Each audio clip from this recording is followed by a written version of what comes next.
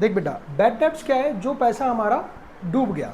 जैसे कि if an amount से क्रेडिट सेल्स, हमने क्या किया, उधार माल बेचा, और इज नॉट रिकवरेबल और इट इज पार्शियली रिकवरेबल, मतलब थोड़ा मिलेगा या बिल्कुल ही नहीं मिलेगा, पार्शियली रिकवरेबल यानी डूब गया, ठीक है। Then the amount not recoverable is bad debts. जब वो रिकवरेबल नहीं है, नहीं मिलेगा उस व्यक्ति से, तो क्या है वो? बैड डेब्ट्स है। It being a loss for the business, business के लिए क्या है? लॉस है। तो अब जब लॉस है तो ऑब्वियस है, लॉस क्या बताया था? डेबिट में। आपको कोई रट्टा लगाने की जरूरत नहीं है, बहुत ईजी कंसेप्ट है। बैड डेब्ट्स कहाँ आएगा बेटा? डेबिट में। क्यों? लॉस है, ठीक है। तो bad debts account debit to क्या? रमेश, महेश, वट जो भी नाम दे रखे हों, जिसको हमने उधार माल बेचा था और उसने पैसे नहीं दिए, ठीक है। अब समटाइम्स क्या होता है कि कुछ पैसा हमें रिसीव हो जाता है पार्शली।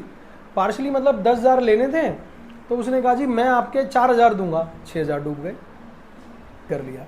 अब देखो, अभी एंट्री क्या की थी हमने? Bad debts account debit to Mohan, ठीक।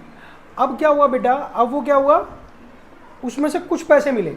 सेकंड एंट्री आती है कि हमने उससे 10,000 रुपये लेने थे, अब उसने सिर्फ 6,000 रुपये दिए, लेकिन 4,000 फिर भी डूब गए। तो एंट्री क्या करेंगे बेटा? बोलो। Cash account debit, cash account में कितने मिले? 6,000, डेबिट कर दिया। बैड डेब्ट्स फिर आ गया, bad debts account debit to क्या आ गया? टू मोहन।